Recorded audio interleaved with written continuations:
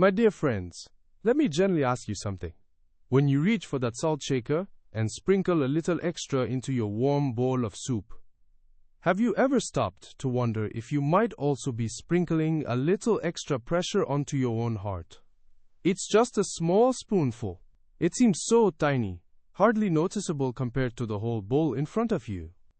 But if you're living with high blood pressure, that little bit can make your heart work harder, almost like climbing a flight of stairs when you thought you were just sitting down to dinner. High blood pressure doesn't usually cause pain. It doesn't come with a fever or warning bell. Instead, it quietly tightens your blood vessels day after day, often without you even noticing.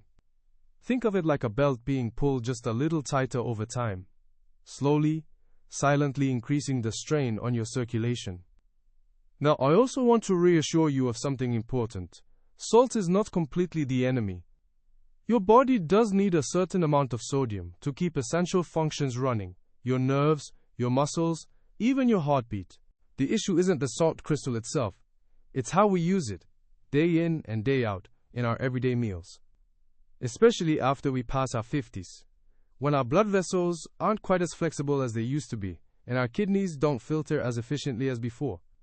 Think of it like older plumbing in a house. If you suddenly turn the faucet on full blast, the pressure inside those pipes rises quickly.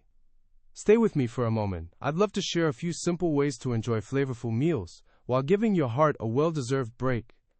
I've met many folks who remove the salt shaker from the table, yet still regularly eat pickled foods, canned soups, or packaged meals. Or, when dining out, maybe enjoying a comforting bowl of noodle soup, they finish every last spoonful of broth, not realizing how much sodium is hiding in that flavorful liquid.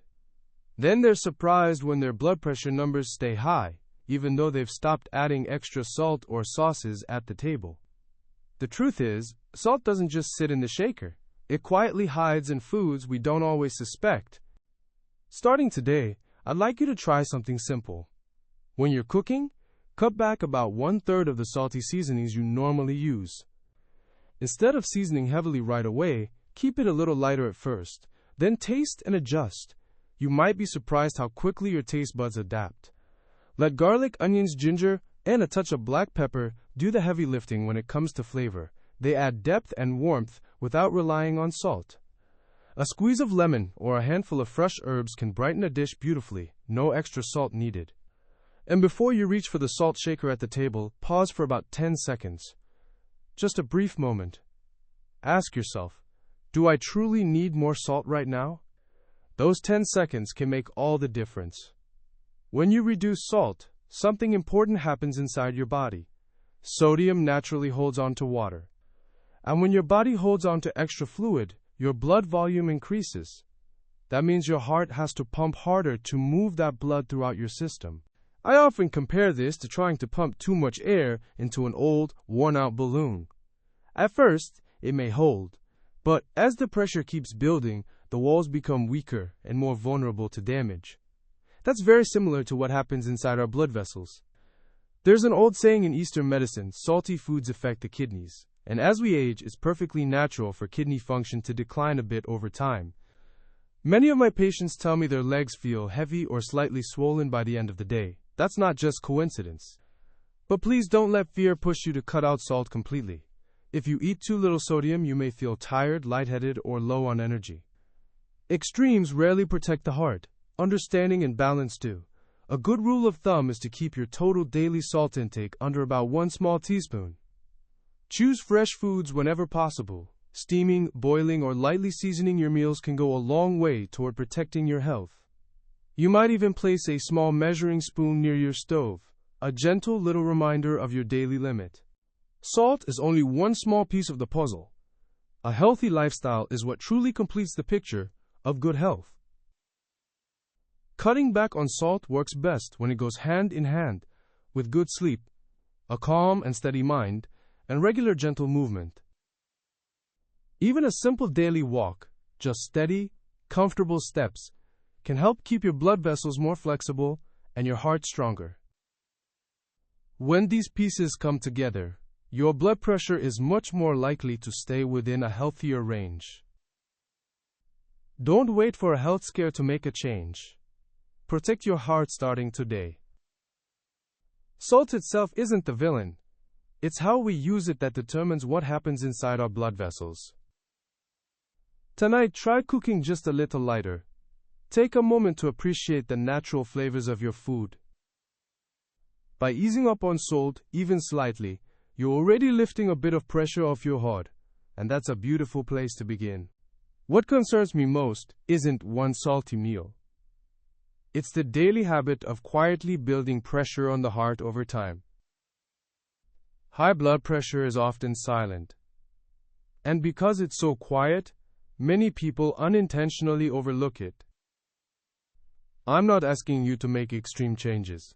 Just season a little lighter each day. That's more than enough to start. Slow down while you eat. Stay well hydrated. And take a moment after meals to notice how your body feels. The small care you show yourself today may become the greatest gift to your health tomorrow. I truly believe that when we understand things clearly, we feel less afraid, and we're less likely to swing to unhealthy extremes. Salt isn't nearly as dangerous as ignoring our basic health numbers and warning signs. Thank you for taking the time to sit with me and listen to these small, but meaningful, reminders. I truly wish you continued good health, peace of mind, and many warm, joyful meals shared with the people you love.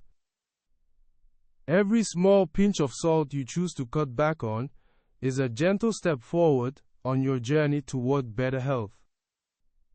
I look forward to seeing you again in our next heart-to-heart conversation about staying healthy and feeling your best.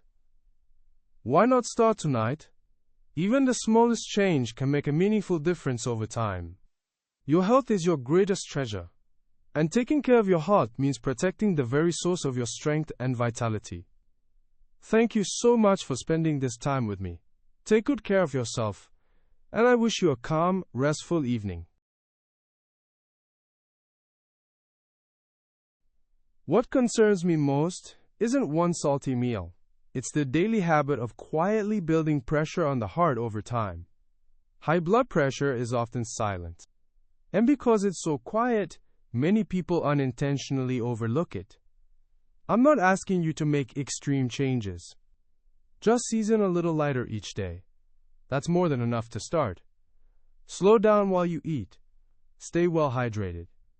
And take a moment after meals to notice how your body feels. The small care you show yourself today may become the greatest gift to your health tomorrow.